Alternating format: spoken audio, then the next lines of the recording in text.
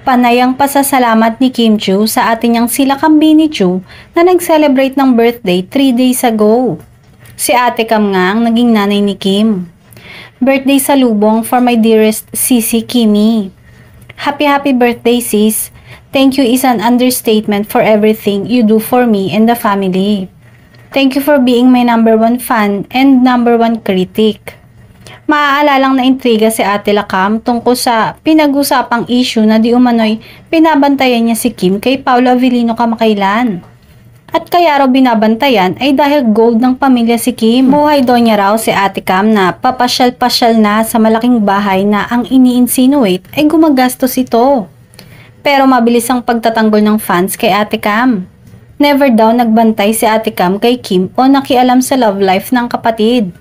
Andyan lang daw ito bilang tumatayong ina ng actress TV host na walang masama dahil wala na silang ina. Saka sa totoo lang, nakilala na ni Paolo si Ate Cam at sadyang na-low-key sa pagiging ate kay Kim. Never din daw siyang umepal sa actress TV host na pwede niya sanang gawin lalo na pagdating sa manliligaw ng aktres. Wala daw problema sa kapatid niya yun ni Kim.